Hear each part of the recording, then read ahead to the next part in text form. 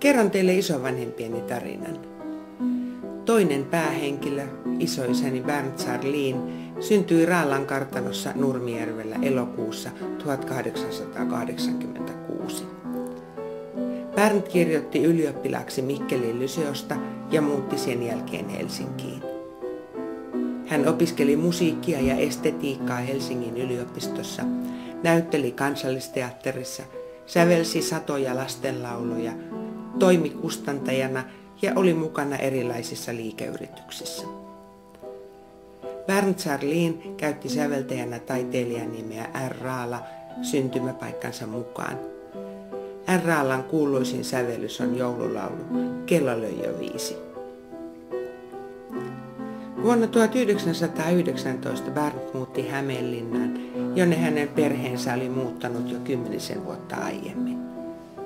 Bernd ryhtyi Hämeenlinnan kirjansitomatehtaan johtajaksi ja vuokrasi itselleen asunnon pohjoiselta Niittykadulta. Tarinan toinen päähenkilö on isoäitini Signe Lindholm. Hän syntyi aviottomana lapsena Salon Uskelassa kesällä 1893.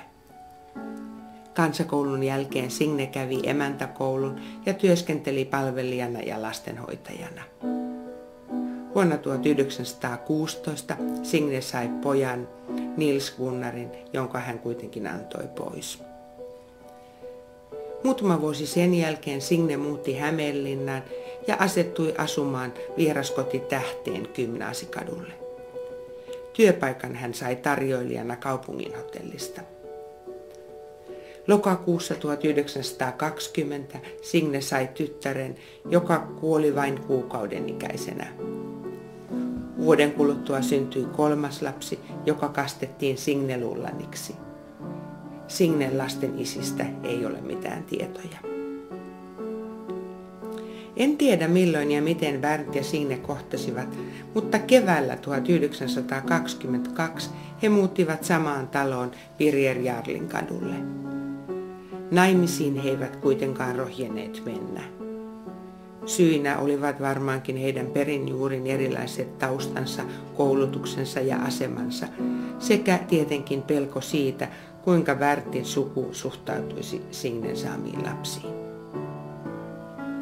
Kesällä 1922 Signe antoi tyttärensä adoptoitavaksi ja Bernd myi kaiken omaisuutensa.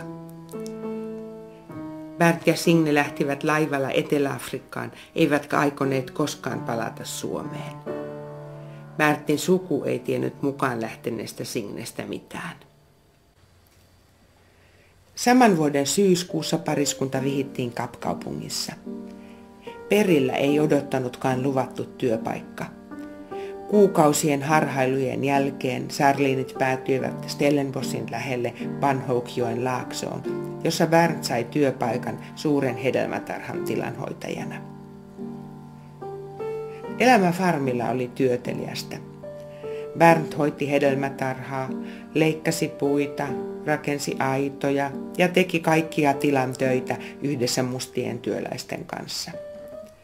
Signe hoiti kanoja, kalkkunoita ja porsaita sekä pientä kasvimaata. Marraskuussa 1923 syntyi isäni ja pian sen jälkeen tätini. Perheen elämä oli vaatimatonta, mutta onnellista. Oltuaan 10 vuotta Etelä-Afrikassa, Bernd ja Signe päättivät palata Suomeen. Berndin tarkoitus oli hankkia rahaa oman maatilan ostamiseen Kapin seudulta. Tämä ei kuitenkaan onnistunut. Perhe asui muutamia vuosia Viipurissa, kunnes 1930-luvun puolivälissä asetuttiin pysyvästi Helsinkiin. Signe ei Suomeen palattuaan tavannut ennen avioliittoa syntyneitä lapsiaan. Bernd ja Signe asuivat elämänsä loppuun asti Helsingissä. He saivat viimeisen leposiansa Hietaniemen hautausmaalla.